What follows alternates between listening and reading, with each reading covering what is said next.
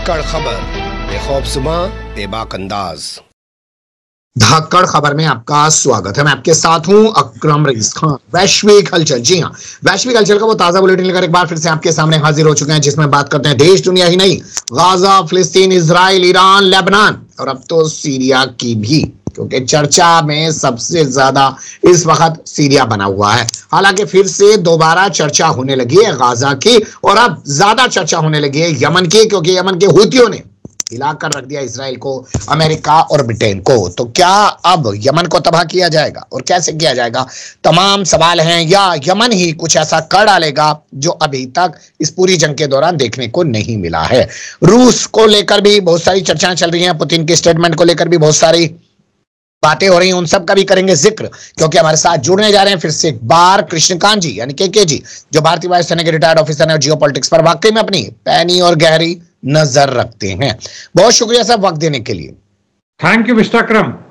मैं आपके सामने जो पहली खबर रखने जा रहा हूं, उसे रखते हुए मेरे जहन में सवाल सिर्फ एक ही है कि जिस दौर में लोग बोल नहीं पा रहे हैं, उस दौर में अगर सुप्रीम कोर्ट भी ऐसे ही फैसले देगा तो क्या यह कहना गलत होगा कि वन नेशन वन इलेक्शन तो वो लेके आ ही रहे हैं, बोलने की आजादी अब अदालतों के जरिए भी खत्म कर दी जाएगी। खबर है जगजीत सिंह डल्लेवाल से जुड़ी हुई। वो पिछले 1 महीने से भूख हड़ताल पर बैठे हुए हैं, अनशन पर बैठे हैं, उनकी हालत बिगड़ रही है। सुप्रीम कोर्ट ने सरकार को कोई ऑर्डर देने के बजाय उन्हीं को लेकर ऑर्डर दे दिया प्रशासन को कि उठाओ 31 दिसंबर से पहले ले जाकर अस्पताल में डालो इनको। यह ऑर्डर देने के पहले सुप्रीम कोर्ट ने अपनी नाराजगी जताई, चिंता भी जताई कि वो भूखे मर रहे, 1 महीना 2-3 दिन हो गए और अभी तक तुम लोगों ने किया नहीं। आदेश पहले ही दिया गया था, क्यों नहीं उठा के उन्हें हॉस्पिटल में लाया गया या पकड़ के लाया गया जबरदस्ती खाना दे और उनको मरने से बचाया जा सके। आपने बिल्कुल सही फरमाया कि सुप्रीम कोर्ट को इसकी कोई चिंता नहीं कि आखिर इनकी मांग क्या है। क्या एमएसपी की मांग जो सरकार ने मान लिया था उसी समय जब 3 फार्म लॉज को कैंसिल किया गया, एन्यूल किया गया, खत्म किया गया, उसी समय कहा कि बाकी भी मांगे हम मानते हैं, जिसमें मिनिमम सपोर्ट प्राइस यानी न्यूनतम मूल्य समर्थन की बात थी, और जहां तक सब्सिडीज की बात थी, खाद पे सब्सिडीज पे, इलेक्ट्रिसिटी पे सब थी, सब मान ली थी। लेकिन अब कुछ भी नहीं कर रहे हैं। यहां तक भी जो मांग था कि जो गोडाउन बड़े बड़े बन रहे हैं, जिनमें किसानों से सामग्री खरीद कर जनता के पास पहुंचने से पहले उनको वहां जमा किया जाएगा, और जमा करने के बाद जब बाजार में माल कम हो जाएंगे, सीजन खत्म हो जाएगा, तब उसके 2 गुना 4 गुने दाम में यानी मोनोपोली प्राइसिंग के तहत किया जाएगा, जो खुलेआम अदानी और अंबानी ग्रुप कर रहे हैं। कोई भी मांग सरकार ने नहीं मानी है, और इसके संज्ञान में लेने के बजाय संज्ञान में लेने को मर रहा है, क्योंकि सुप्रीम कोर्ट को नजर आ रहा है कि वो मर गए तो किसानों का आंदोलन भड़क जाएगा, तो पूरे देश में एक जन क्रांति की स्थिति फिर से शायद खड़ा हो जाए। जी, हम लोग जानते हैं जब 3 फार्म लॉज की बात आई थी तो सुप्रीम कोर्ट के आदेश पर एक कमेटी बनाई गई थी। क्या हुआ उस कमेटी का, क्या किया उस कमेटी ने? और सरकार ने भी 3 फार्म लॉज खत्म करने के बाद एक कमेटी बनाई थी कि किसानों से आगे बातचीत की जाएगी, एमएसपी को लेकर, उनके ऊपर दर्ज मुकदमों को लेकर, लेकिन कोई सुनवाई नहीं, दिल्ली तक नहीं आने दिया जा रहा है मामला, वो भी सुप्रीम कोर्ट में विचाराधीन है। लेकिन हमने बात की आजादी की, बोलने की, तो रुक कर लेते हैं पटना का। वहां पर छात्र संसद हो रही है, पिछले कई दिनों से छात्र लगातार वहां धरना प्रदर्शन कर रहे हैं बीपीएससी में हुए घोटाले को लेकर, लेकिन कोई सुनवाई नहीं कर रहा है। नीतीश कुमार तो दिल्ली आ गए मौज मस्ती करने के लिए।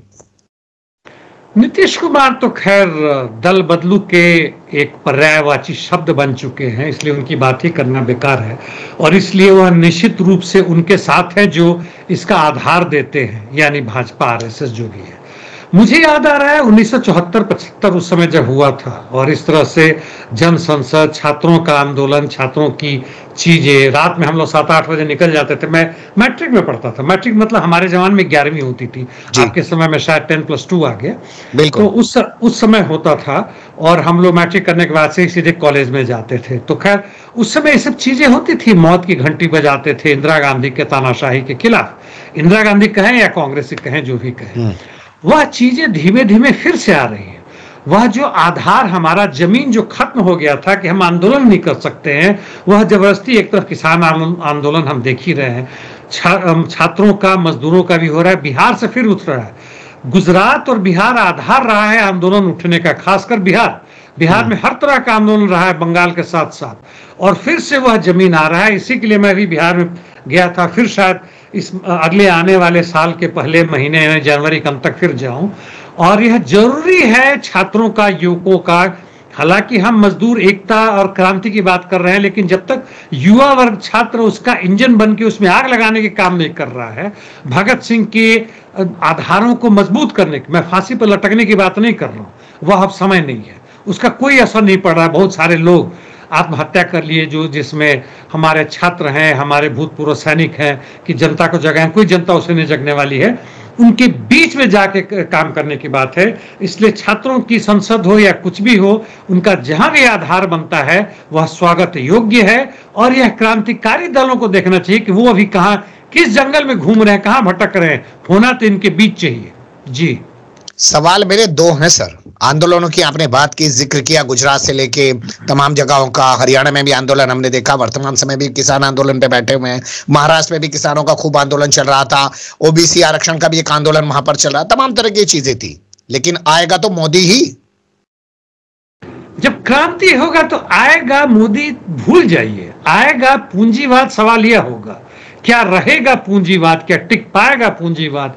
यदि क्रांति सफल हुआ तो फिर हमारी समाजवादी संरचना यानी उसकी बनाने की प्रक्रिया हो जाएगी, और सत्ता मजदूर वर्ग की जो पार्टी होगी उसके हाथ में होगी, जहां निजी पूंजी को खत्म किया जाएगा। और ये जितने भी विशेषाधिकार लेके बैठे हुए हैं, चाहे वह कोर्ट हो, पार्लियामेंट हो, चुने हुए तथाकथित प्रतिनिधि हो, और बड़े बड़े पूंजीपति वित्तपति हो, यह सब एक सामान्य नागरिक की तरह नजर आएंगे, या इस देश छोड़ के भाग जाएंगे, या जेल के पीछे होंगे।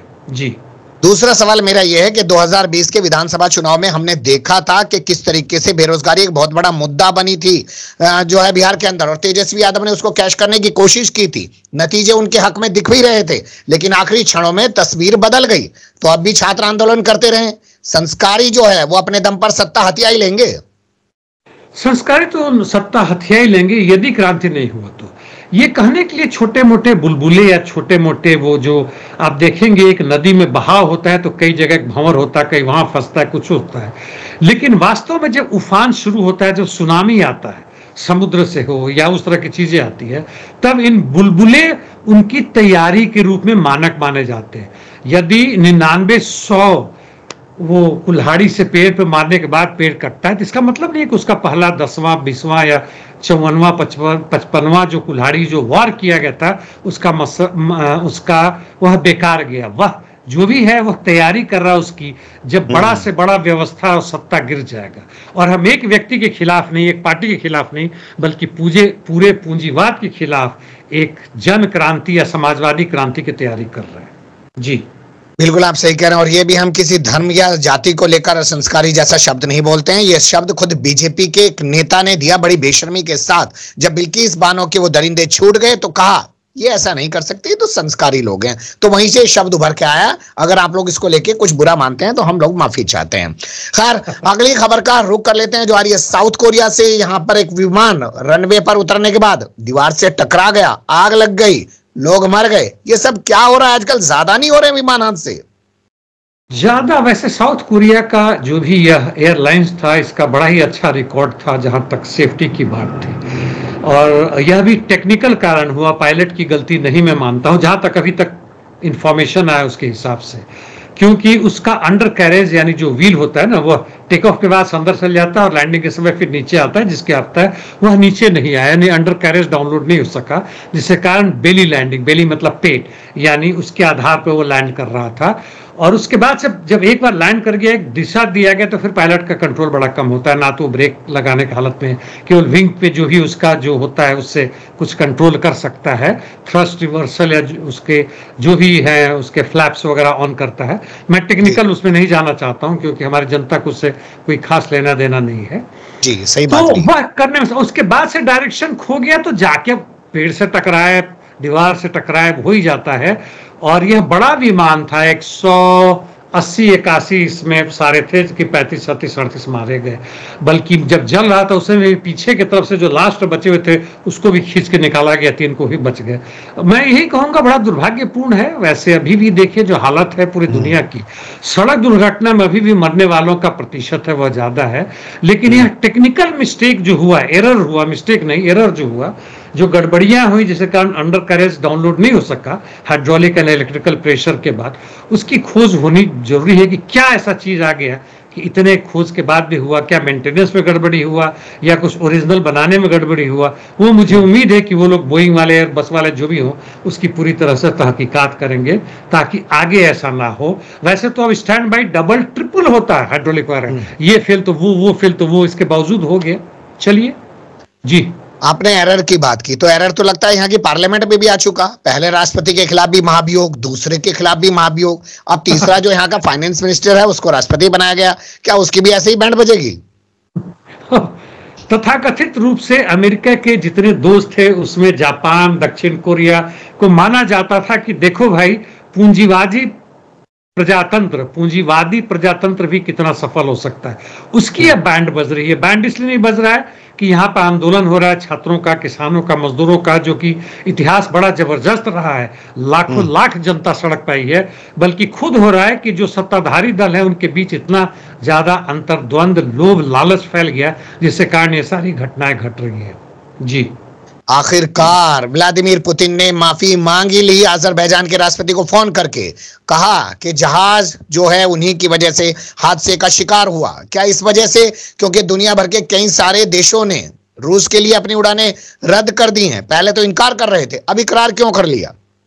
रूस आनाकानी करता रहा, लेकिन जैसे जैसे वो सब आने लगे सामने और ब्लैक बॉक्स वगैरह आ गया तो स्पष्ट होने लगा कि ग्रोजनी में नहीं लैंड कर पाने का कारण था केवल बैड वेदर या तथाकथित रूप से बर्ड हिट नहीं था, बल्कि कुछ नीचे से फायर हुए हैं एयर डिफेंस वेपन से, जो भी सिस्टम रहा हो, और वह तो निशान मिल गए।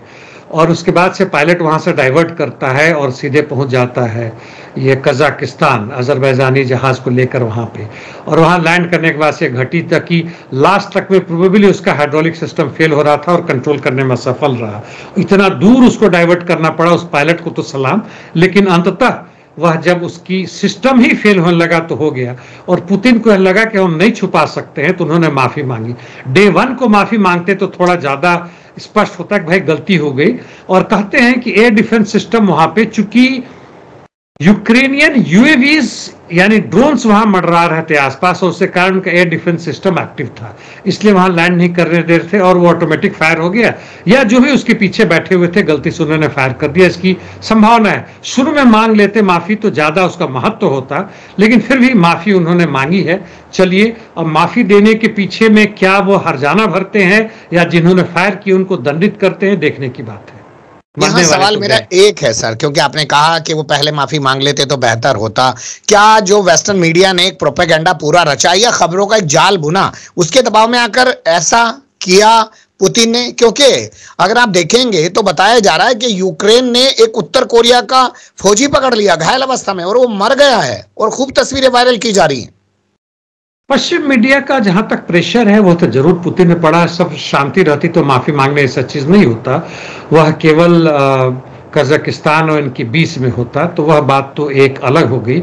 बहुत सारे देशों के एयरलाइंस ने उधर रूस के इर्द गिर्द में सब अपने जहाज जाने बंद भी कर दिए, इसका भी असर पड़ा उनके ऊपर, क्योंकि यदि व्यापार बंद है तो फिर युद्ध करना अब बड़ा मुश्किल है। जहां तक कि सैनिक की बात कर रहे हैं, एक इन्होंने बेचारे आधे अधेड़ का कहीं से लाके और तथाकथित रूप से उत्तर कोरिया के सैनिकों की बात कर रहे हैं।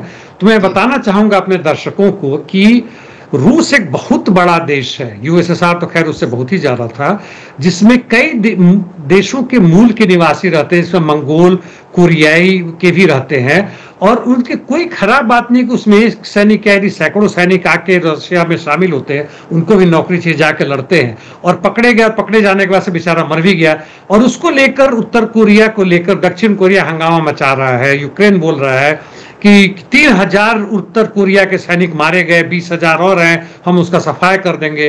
तो मुझे लगता है कि शुद्ध रूप से प्रोपेगेंडा और उसमें कोई दम नहीं है। जी, ये जर्मन में क्या हुआ ओलाफ स्कॉल्स को, जो उन्होंने वहां की संसद भंग कर दी और फरवरी में चुनाव कराने जा रहे हैं, जबकि वहां पे दक्षिण पंथियों का उभार हो रहा है और उन दक्षिण पंथियों का समर्थन करते हुए मस्क दिख रहे हैं। मस्क तो हर जगह दक्षिण पंथियों का समर्थन कर रहे हैं, वह इजराइल का भी समर्थन कर रहे हैं।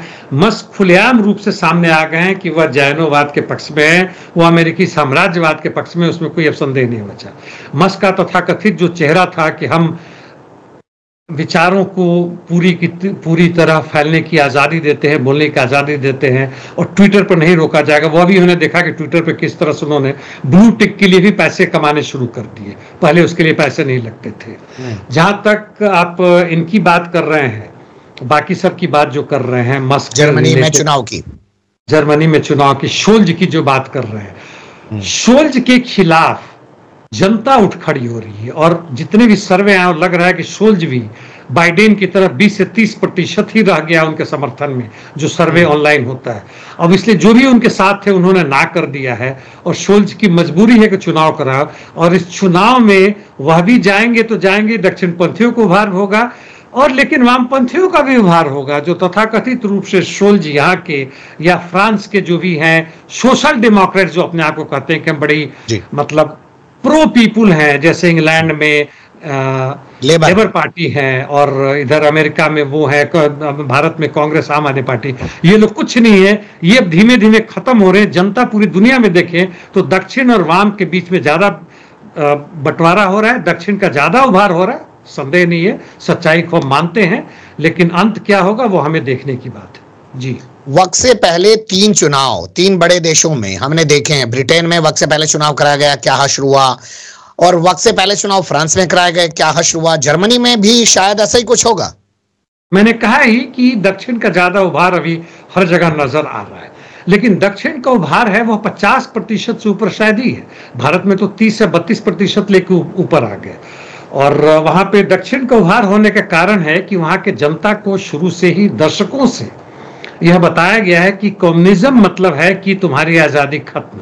हालांकि आज कितनी आजादी है हमारी जनता को समझना चाहिए, ना धर्म करने की आजादी है, ना खाने पीने की आजादी है, ना कपड़ा की आजादी है, जहां तक रोजगार, शिक्षा और स्वास्थ्य व्यवस्था है कुछ है ही नहीं, तकरीबन शून्य है, तुम जिंदा रह रहे हो। वास्तविक आजादी तभी होगी जब तुम्हारी मूलभूत आवश्यकताएं पूरी हो जाए, तभी तो तुम घूमोगे, तभी तो तुम जाओगे, तभी तो तुम बाकी सब काम कर पाओगे। तो यह चीज सच्चाई यह है कि दक्षिण पंथ बढ़ रहा है और हम पीछे घट रहे हैं, लेकिन हमारी विचारधारा वैज्ञानिक है, उन्नत है, और 90 से 95% जनता की जरूरत है अंततः हमारे पास आना है। नहीं आते हैं या हम उनके पास नहीं जाते हैं तो दुनिया तो खैर बर्बादी की तरफ बढ़ ही रहा है। जी, चलिए अब रुक करते हैं अमेरिका से जुड़ी खबरों का, लेकिन उससे पहले एक जानकारी आपको दे दूं। हाल फिलहाल में एक सर्वे हुआ है, 18% अमेरिकियों के पास अपना घर नहीं है, अपनी छत नहीं है, लेकिन वहां जो जानते ही आप दक्षिण पंथ बढ़ रहा है और कौन पूंजीवादी है वो आगे बढ़ रहे हैं, आपस में एक दूसरे से टकरा रहे हैं। एलन मस्क के खिलाफ ट्रंप की करीबी कहे जाने वाले लारा लूमर क्यों हैं? लारा लूमन भी ट्रंप की करीबी हैं, भक्त हैं उनकी, एलन मस्क भी हैं, बाकी लोग भी हैं। 2 कारणों से इनकी लड़ाई छिड़ गई है। एक तो वो है जो टेक्निकल सैवी है, जो टेक्निकल काम कर रहे हैं, वो आर्टिफिशियल इंटेलिजेंस पे काम कर रहे हैं, कंप्यूटर पे काम कर रहे हैं, और उनके लिए जरूरत है कि हाईली स्किल्ड लेबर, वो अपने आप को लेबर नहीं कहते हैं, बात अलग है, लेकिन जो HR वाले हैं, खासकर कंप्यूटर ट्रेंड हैं, आर्टिफिशियल इंटेलिजेंस वाले हैं, उनको सस्ते में ऐसे मजदूर कहें या जो भी कहे चाहिए। अमेरिका में उनकी कमी है, वह भारत, चीन, इंडोनेशिया, इन जगहों से जाते हैं, थर्ड वर्ल्ड कंट्री से जाते हैं, जो पूरी तरह से धनी नहीं, नौकरी नहीं मिल रहे हैं। और हमें पता है कि ट्रंप, लारा लूमर जिनकी आपने चर्चा की, यहां तक कि एलन मस्क और बाकी लोगों ने कहा कि मेक अमेरिका ग्रेट अगेन में 2 बातें मुख्य रूप से, ये भी ध्यान दीजिए। पहला तो एक कि जो बाहर से आ रहे हैं उन सबको भगाना है, वो आके हमारे ऊपर आतंक कर रहे हैं, हमारी धरती को लूट रहे हैं, हमारी जनता को लूट रहे हैं, हमारी नौकरी खत्म कर रहे हैं। और इसी के आधार पर दूसरा है जो ट्रंप का कहना है, जो कि बड़ा कम कहा जा रहा है लेकिन बड़ा महत्वपूर्ण है, कहते हैं कि मैन्युफैक्चर को वापस अमेरिका में लाओ। मैन्युफैक्चर मतलब इंडस्ट्रीज जो पैदा किए जा रहे हैं, अमेरिका में क्यों नहीं है? आज अमेरिका में आज से नहीं, दशकों से खत्म हो गया, क्योंकि अमेरिका सस्ते लेबर नहीं मिलने के कारण अपनी टेक्नोलॉजी और रुपए लेकर, रुपया मतलब पूंजी लेकर, डॉलर लेकर, वह दक्षिण कोरिया में, कुछ हद तक वियतनाम में, भारत में, चीन में खिलौने बनवा रहा है, वो दूसरे जगहों में जाकर बनवा रहा है, वहां से सस्ते माल लेके यहां बेच रहा है। जैसे एलोन मस्क खुद कर रहे हैं, वहां की बैटरी वाली कार, इलेक्ट्रिकल कार लेके आ रहे हैं, और इसके लिए वहां से कर रहे हैं। ये दोनों चीज, मेक अमेरिका ग्रेट अगेन में दोनों चीज, ये जो लूमर है, वो ट्रंप है, वो उनके सब साथी लोग कर रहे हैं। लेकिन अब ये जो टेक्निकल वाले कर रहे हैं कि नहीं, अब तो सत्ता ना ही रहे, वो तो एक जुमला था, जुमला खुद नहीं कर रहे हैं। हम वैसे लोगों को वापस भेजेंगे जो कि जबरदस्ती घुस गए, टेक्निकली savvy नहीं है, लेकिन जो टेक्निकली ट्रेंड उनको नहीं भेजेंगे, तो जरूरत है, वो तो सस्ते में मजदूर मिल रहे, मजदूर तो चाहिए। और अब उनको पता है कि पहले मान लीजिए कि $100, मैं ऐसे ही उदाहरण ले रहा हूं, $100, अब तो कहेंगे साले तुम्हें भगा देंगे हम, माफ कीजिएगा इस शब्द के लिए, अब तुम $50 में करना पड़ेगा। भारत में $20 मिलने वाला, वो करने को तैयार हो जाएंगे। अब लूमर कर रही है कि बदमाशी कर रहे हैं, हम विदेशियों को नहीं आने देंगे, और आपस में कि कौन ट्रंप के ज्यादा करीब है, कौन ट्रंप के विजन को बढ़ाना चाहता है, मागा को आगे बढ़ाना चाहता है, इसलिए आपस में लड़ रहे हैं, और कोई बात नहीं है। बिल्कुल आप सही कह रहे हैं, क्योंकि आज ये खबर भी छपी है, ट्रंप ने कहा कि बिल गेट्स उनसे मिलना चाहते हैं, और इस बात की जानकारी उन्होंने मस्क को दे दी है, यानी कि मस्क से पूछे बगैर ये बंदा कुछ कर नहीं पा रहा है। लेकिन मैं आपसे कुछ तस्वीरों को लेकर बात करना चाहता हूं। अमेरिका, मोदी जी गए, और फलानी जगह मोदी जी गए, और वहां पे लोगों ने मोदी मोदी के नारे लगाए, और वीडियो ऐसे ऐसे वायरल होते हैं कि मोदी जी भगवान हैं, मैं उनको छू के देखना चाहती हूं। तो उन लोगों से मेरा सवाल ये है कि भगवान मोदी के देश में वापिस आके क्यों नहीं रहने लग जाते हो, जब 100 के बदले $50 में तुम्हें काम करने को विवश किया जाएगा कल? बहुत बढ़िया प्रश्न आपने किया, और बिल गेट्स का भी नाम लिया। बिल गेट्स भी चाहते हैं, वह जाके जो मिले थे चुपचाप, हालांकि दिखाने के लिए ट्रंप ने कहा कि भाई तुम एलोन मस्क घबराओ नहीं, तुम ही हमारे नजदीक हो, बिल गेट्स हमसे पहले मिलना चाहते, मिलिए।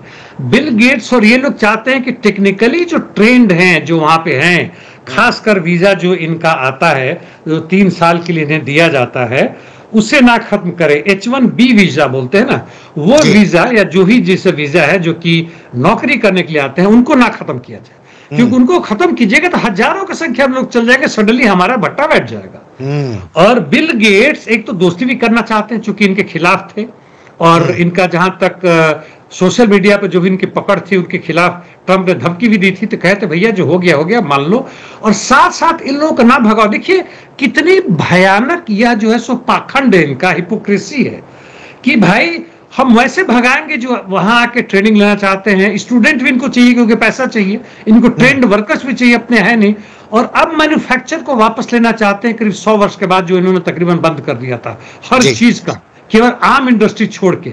यह इनका कोई ठिकाना नहीं है, और आने के बाद सब धीमे धीमे बदल रहे हैं। आग लगे बस्ती में, अपन लोग हैं अपनी मस्ती में। लगता है ये बात पूरी तरह फिट हो रही है बाइडन पर। बेगम का हाथ पकड़कर घूम रहे हैं समुद्र किनारे, आखिरी यात्रा कर रहे हैं लगता है राष्ट्रपति पद पे रहते हुए।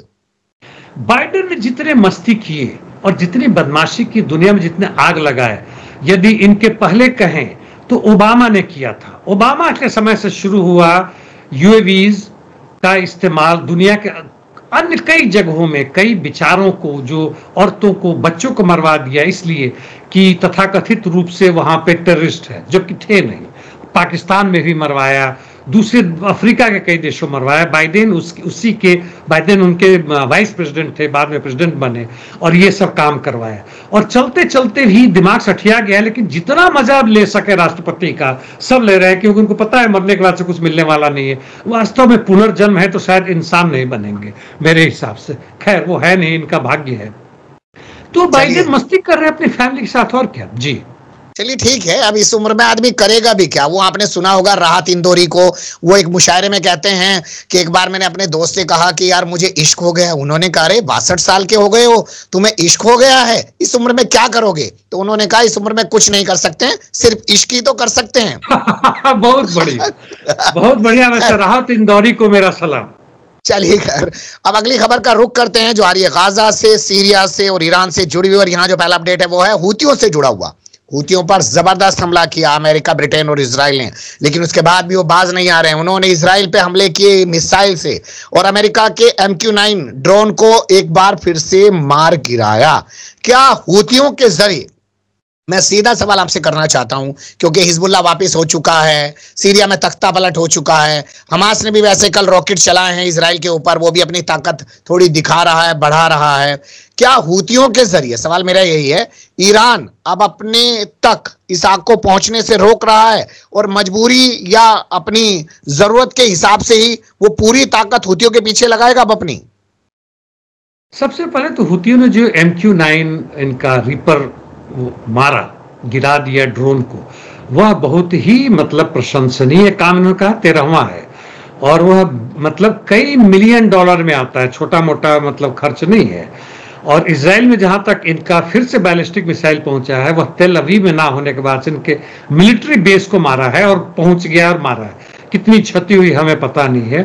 हुतीस की अभी पिछले हफ्ते भी लाखों लाख संख्या में, जब इसके बाद की इजराइल ने IDF ने वहां बम्बार्डिंग की, US और UK ने भी की, लाखों लाख जनता सड़क पे आए कि हम अपना रिजॉल्व, हमारी जो ताकत है उसको नहीं छोड़ने वाले हैं और हम अपने भाइयों के साथ, पूरी तरह से फलस्तीन भाइयों के साथ हैं।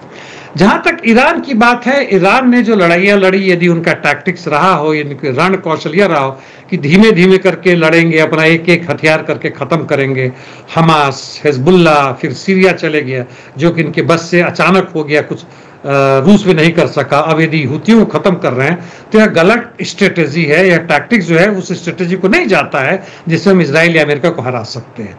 ईरान अपने आप दरकिनार हो जाए। हुतीज अपने इंडिपेंडेंटली कर रहे हैं, इनका आर्म्स ऑपरेशन आ रहा है और हुतीज यानी यमन के जो लोग हैं, जो इनके चीफ हैं, भले ही रिलीजियस हेड हो या इनके मिलिट्री जो टॉप लीडर्स हो, जिसमें ब्रिगेडियर जनरल याहिया नाम है, याहिया सारे जी, वो हो या दूसरे, उनको मैं पढ़ता रहता हूं, बड़े ध्यान से पढ़ता हूं। यह मूर्खता वाली बात नहीं करते, जो करते हैं बड़ी समझदारी वाली बात करते हैं। इनको समझना चाहिए कि किस हद तक ये पंगा ले सकते हैं ताकि अपने आप को खत्म होने से बचाएं, क्योंकि इनके दुश्मन केवल इजराइल अमेरिका नहीं है, बल्कि यहां तक कि सऊदी अरेबिया भी है। सऊदी अरेबिया चाहेगा कि इनको खत्म कर दे और सऊदी अरेबिया जैसे देश जो है सब बड़ी घातक हैं, गद्दार है पूरे वहां के लिए। तो इनको देखना पड़ेगा कि अभी जो इनका जो पलड़ा है, इनका अभी नीचे की तरफ है।